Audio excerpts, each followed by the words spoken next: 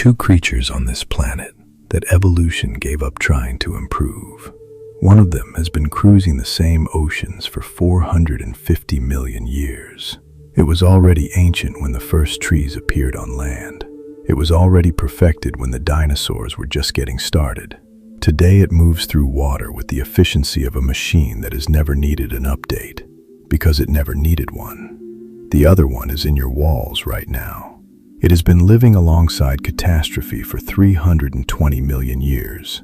It survived the asteroid that killed the dinosaurs. It survived volcanic winters that blotted out the sun for decades. It survived every mass extinction this planet has thrown at life.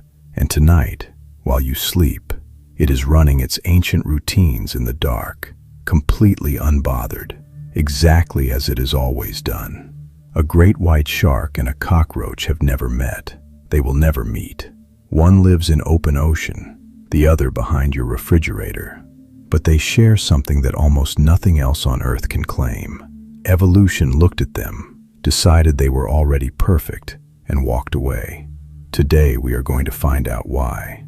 If you have ever wondered what it actually takes to survive anything, asteroid impacts, global ice ages, oxygen crashes, supervolcanic eruptions, the answer has been living among us for 500 million years, and it looks nothing like what you would expect. Before we go further, if you are new here, this channel is about the hidden science behind the animals you think you already know. Subscribe now and hit the bell, because the things we are about to uncover about these two creatures will permanently change how you see them. Let us start 450 million years ago. The world does not look like anything you would recognize. There are no birds. There are no reptiles. There are no forests. Land plants have barely begun to colonize the shore. The oceans are warm and shallow, and packed with life forms that have no modern equivalents. And somewhere in those ancient seas, a fish is developing something new. Cartilage instead of bone. This seems like a downgrade. Bone is harder. Bone is stronger. But cartilage is lighter, more flexible, and it heals faster. It allows a body to bend in ways that bone cannot. It allows speed and maneuverability that rigid skeletons cannot achieve. And it weighs less, which means less energy spent just staying afloat. That single structural decision, cartilage over bone, is still in every shark alive today. The shark's skeleton has not changed in its fundamental architecture for 450 million years. Not because sharks have been lucky, not because their environment stayed the same. The oceans have transformed completely multiple times since the first sharks appeared. But because that skeleton solved the problem so completely that there was nothing left to improve. This is what biologists call an evolutionary stable solution. It is not the most dramatic or complicated answer to a challenge. It is simply the one that keeps working, no matter what conditions throw at it. Now let us talk about the teeth. A shark does not have a set of teeth the way you do. You get two sets, baby teeth, then adult teeth, and when those are gone, they are gone. A shark has an infinite conveyor belt of teeth running through its jaw at all times. Rows behind rows behind rows. A single great white shark can produce up to 50,000 teeth in its lifetime. When a tooth breaks or wears down, the next one rotates forward within days. This system has been running in sharks for over 400 million years. No dentist, no enamel erosion problems, no evolutionary dead ends. Just a continuous production line of perfect cutting tools, always fresh, always ready. But the teeth are not even the most impressive part. Every shark jaw is lined with something called the ampullae of Lorenzini. These are tiny, gel-filled pores scattered across the snout and face, and they detect something that seems almost impossible: electrical fields. Every living creature generates a tiny electrical field through muscle contractions and nerve impulses. Your heartbeat generates one. Your breathing generates one. Even when a fish is completely still and completely hidden under sand, its heart is still beating, and that heartbeat produces an electrical field that radiates outward into the water. A great white shark can detect an electrical field of 5 billionths of a volt per centimeter. To understand how small that is, imagine the battery in your TV remote. Now imagine dividing its electrical output into 1 billion equal parts. Then take 5 of those parts. That is the signal strength a shark can detect. From meters away, through sand, through murky water, through darkness. This is not just a tool for finding prey, it is a navigational system. Sharks use the Earth's magnetic field to navigate across entire ocean basins. Great whites tagged off the coast of South Africa have been tracked traveling to Australia and back, following invisible electrical highways through featureless open ocean. They are not lost out there. They know exactly where they are. And then there is the skin. A shark's skin is not smooth. Under a microscope, it is covered in millions of tiny tooth-like structures called dermal denticles.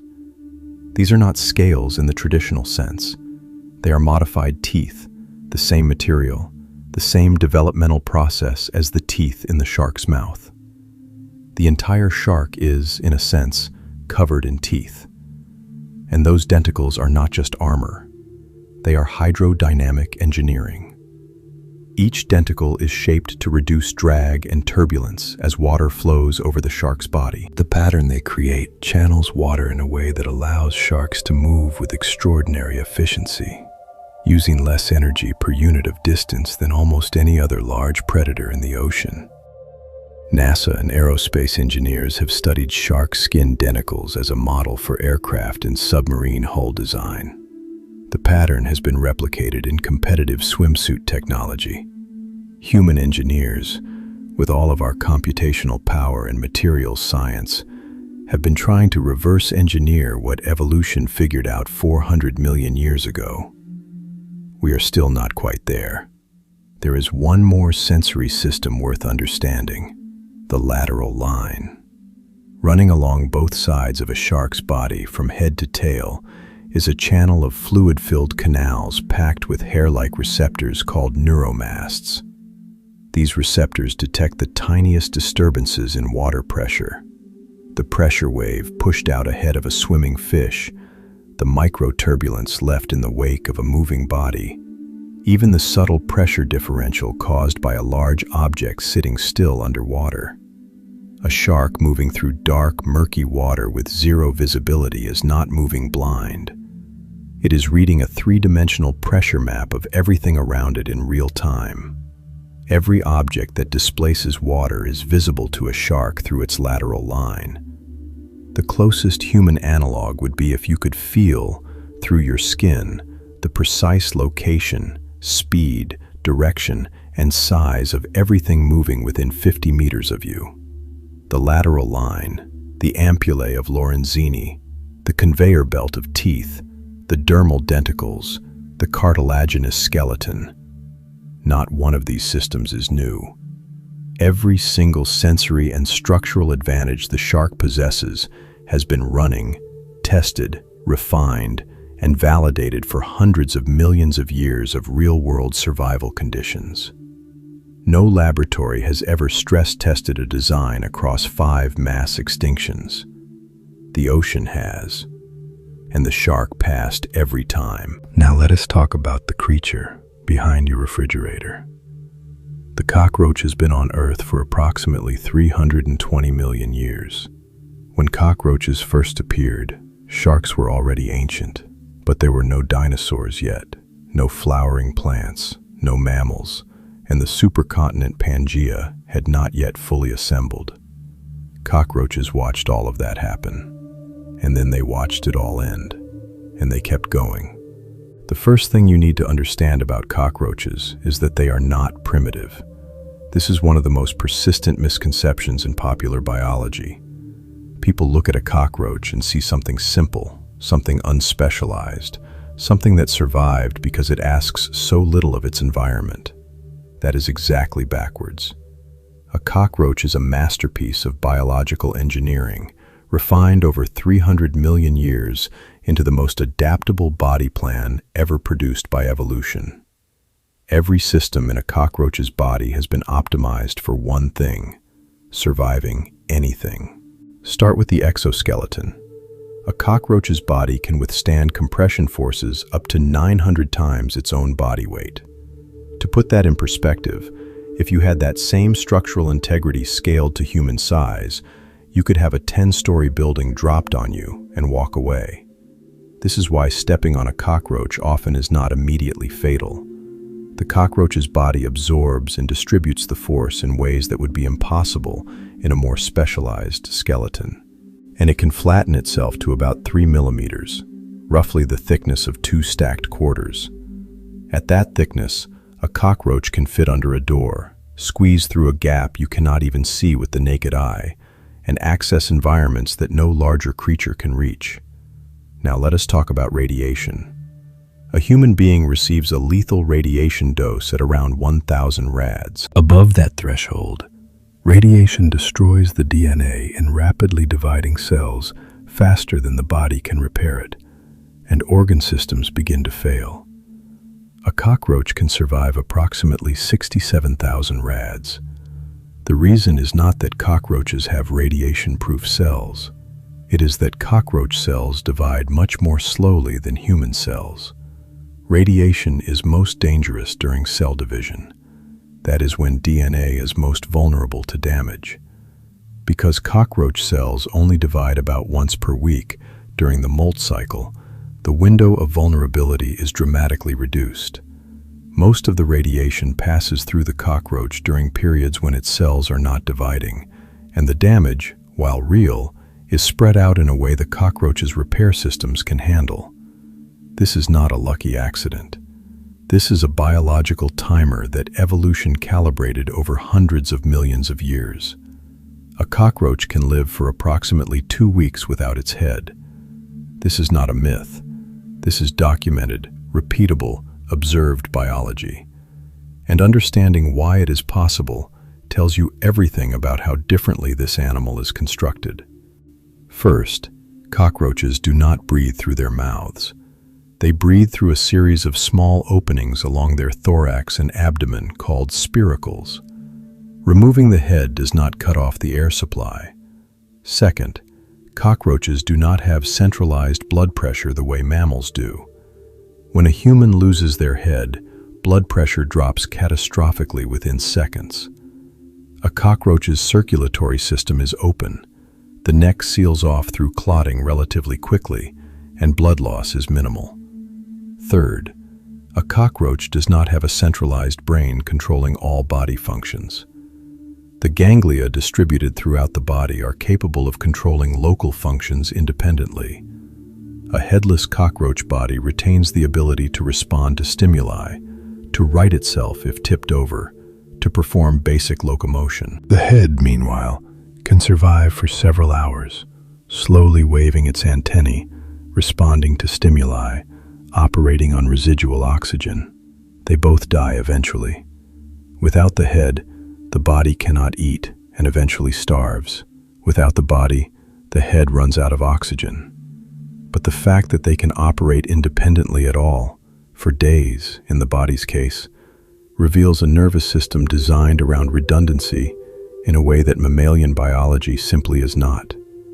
And then there is the cockroach immune system, one of the most underappreciated biological achievements on Earth.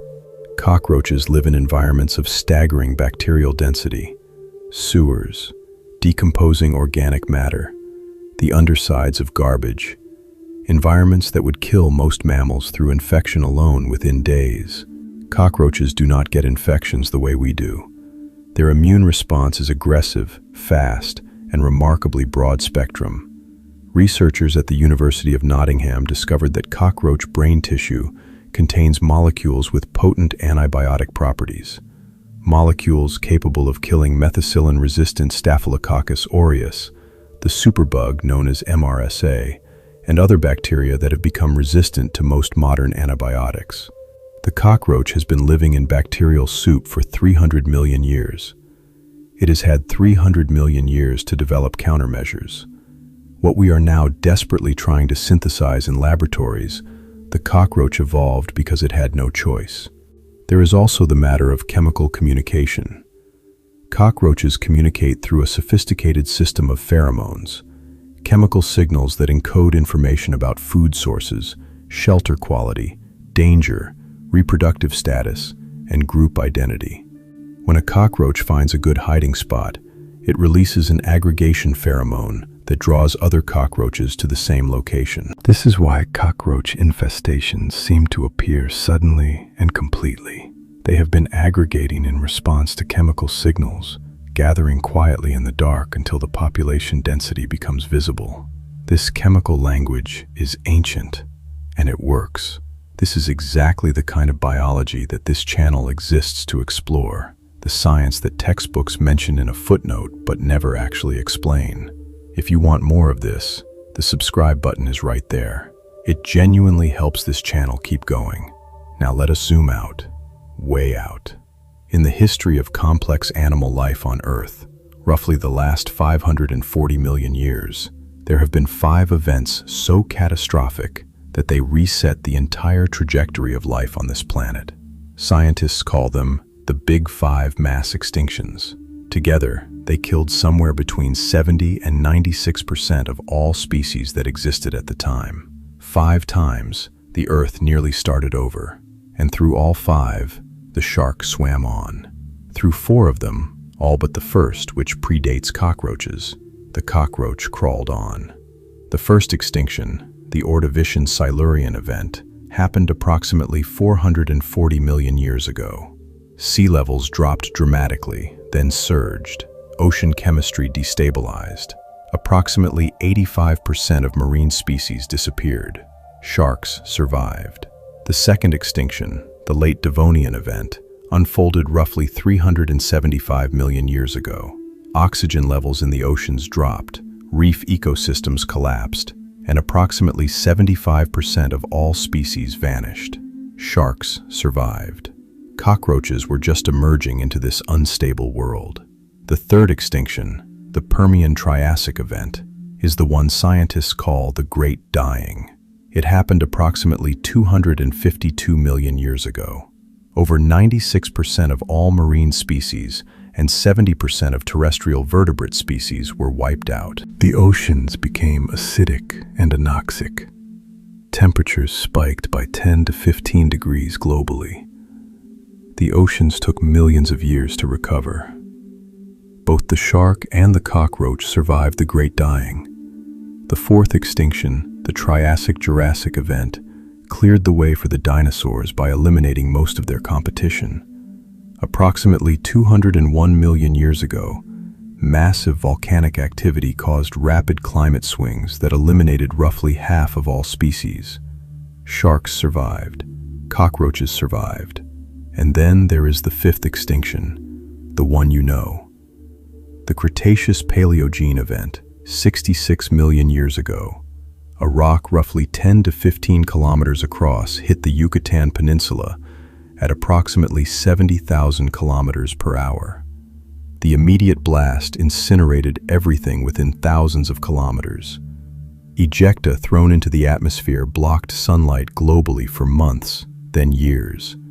Temperatures plummeted, photosynthesis nearly stopped, the food web collapsed from the bottom up.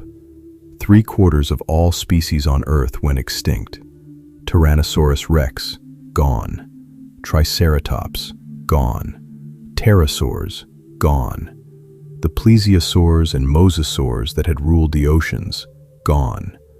Ammonites, which had been a dominant ocean life form for hundreds of millions of years, gone. The shark kept swimming. The cockroach kept crawling. How?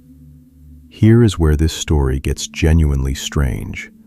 When biologists look at what the shark and the cockroach actually have in common, structurally, physiologically, strategically, they find something unexpected. These two creatures, which could not be more different on the surface, have independently converged on the same fundamental survival strategy. It is not speed. It is not size. It is not aggression. Sharks are often portrayed as relentless hunters, But most sharks spend the majority of their time coasting, conserving energy, opportunistically feeding when something worthwhile presents itself. Cockroaches are even more passive, spending about 75% of their time in a state of near inactivity called behavioral quiescence. The shared strategy is this: minimum necessary input for maximum possible output, combined with extreme generalism. A shark does not need to eat every day. A great white shark can go months between significant feeding events. Its metabolism is calibrated to extract maximum energy from minimum food and to store that energy efficiently against long periods of scarcity. This is not a weakness. It is a survival superpower. In a world where prey populations crash during mass extinctions, the creature that needs to eat every day dies. The creature that can wait does not. A cockroach can survive approximately a month without food and about 2 weeks without water. And it will eat almost anything. Not just food in the human sense, but paper, glue, hair, dead skin cells, grease residues, the paste binding the spine of books, decaying organic matter of essentially any origin. During a mass extinction, when ecosystems collapse and food chains disintegrate, a creature that can extract nutrition from almost any organic substrate has an almost insurmountable survival advantage. And then there is the generalism. Sharks are not specialized for one ocean, one depth, one temperature, one type of prey. Great whites hunt marine mammals off California. Bull sharks swim up freshwater rivers in South America and have been found hundreds of kilometers from the ocean. Whale sharks filter plankton. Hammerheads hunt stingrays along sandy bottoms. Greenland sharks cruise the Arctic at near-freezing temperatures, moving so slowly they appear almost motionless, living for what researchers believe may be 400 years or more, making them quite possibly the longest-lived vertebrates on Earth. Cockroaches are, if anything, even more generalist.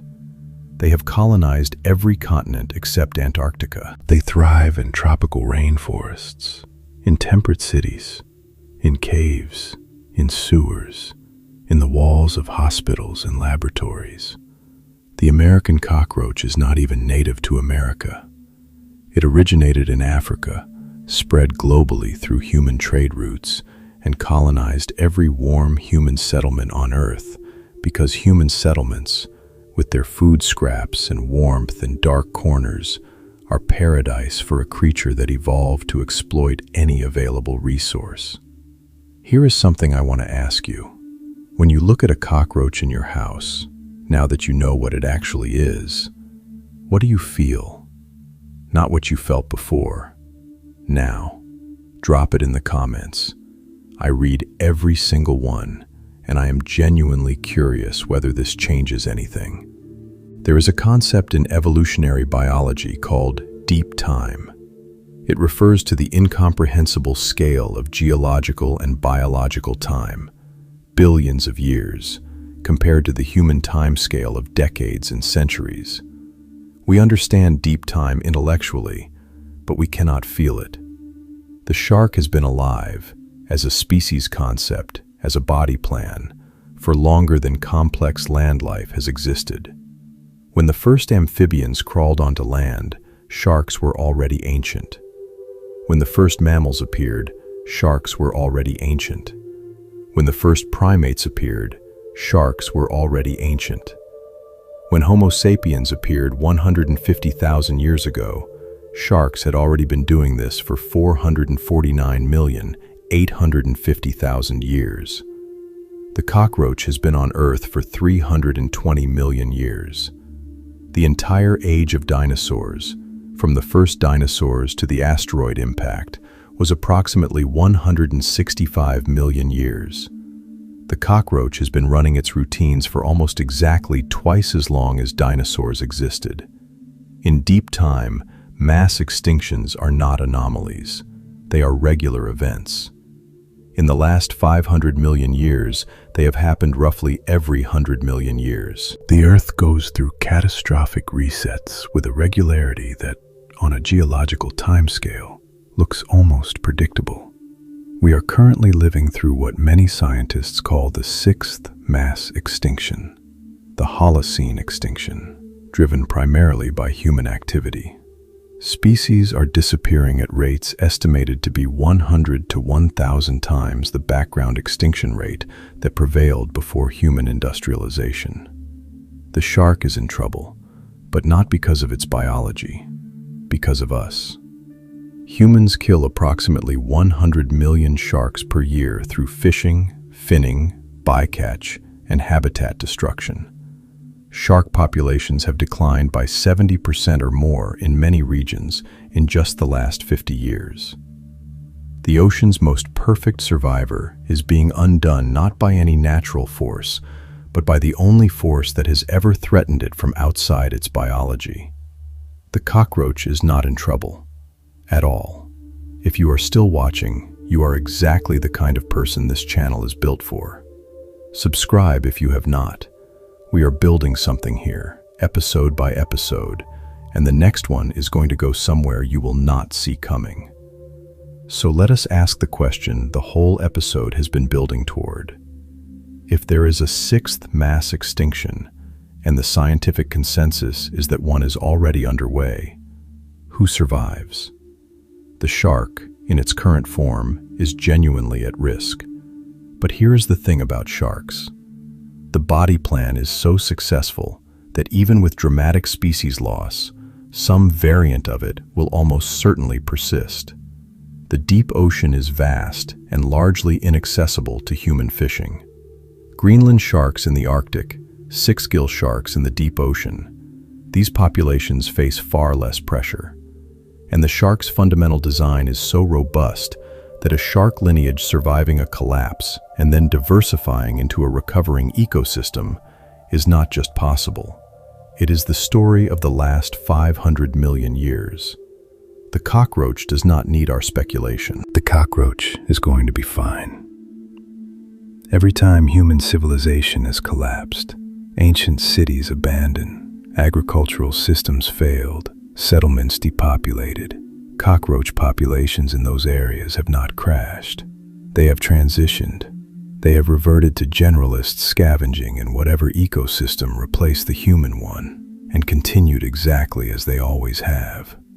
If humans disappeared from Earth tomorrow, cockroaches would not even notice. They were here before us by 319,850,000 years. They will be here after us. And in another 100 million years, when perhaps some new intelligence arises on this planet and begins to study natural history, when some future biologist looks back through the fossil record, they will find the shark's cartilaginous remains in ancient stone. They will find the cockroach's chitinous exoskeleton pressed into shale. And they will ask the same question we are asking now. How? The answer will be the same as it is today. Not by being the strongest, not by being the smartest, not by being the most complex or the most specialized or the most aggressive, by being the most fundamentally suited to the reality of this planet, a planet where stability is temporary, where catastrophe is scheduled, where the environment will betray you eventually, and where the only thing that keeps a species going across geological time is the ability to need very little, accept almost anything, and keep going when everything else stops. I want to know, before you watch this, which of these two animals did you respect more? And has that changed? Genuinely curious. The comments section on this channel has the best conversations on YouTube, and I want to hear where you land on this. There is one more thing. The shark and the cockroach have never needed us to survive. They were here for hundreds of millions of years before the first human being drew breath, and their biology does not depend on our presence, our protection, or our approval, but we might need them. The ampullae of Lorenzini, the shark's electrical sense, is currently being studied as a model for sensor technology in medical diagnostics. Shark immune systems, which fight off infection with extraordinary efficiency despite living in bacteria-filled ocean environments, are being researched for antibiotic alternatives. Shark skin denticle patterns are informing the next generation of drag-reducing surface coatings. Cockroach neural architecture, that distributed, redundant, ganglion-based system that lets a headless cockroach body respond to stimuli, is the inspiration for a growing field of distributed robotics. If you want to build a robot that can survive losing a limb, losing a sensor, losing a processing node, and keep operating, you model it on a cockroach. 450 million years of research and development, swimming through your ocean. 320 million years of the same, walking through your kitchen. We called them monsters. We called them pests. We paid exterminators to remove them from our sight. It turns out we were looking at the answers. The shark is not a killing machine. It is a survival machine, the finest one the oceans have ever produced. The cockroach is not a pest. It is a living archive, the most successful body plan land life has ever developed. They do not need our admiration. They never have, but they have earned it. Every single year, for longer than our minds can genuinely hold. And maybe that is the real lesson here.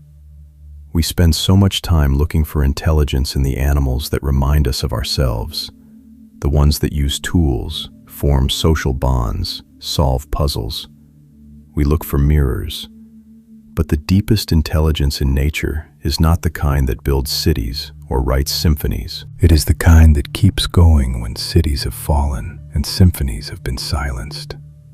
It is the patience of deep time, the ruthless efficiency of the body that asks for almost nothing and survives almost everything. The shark does not know it is remarkable. The cockroach does not know it is indestructible.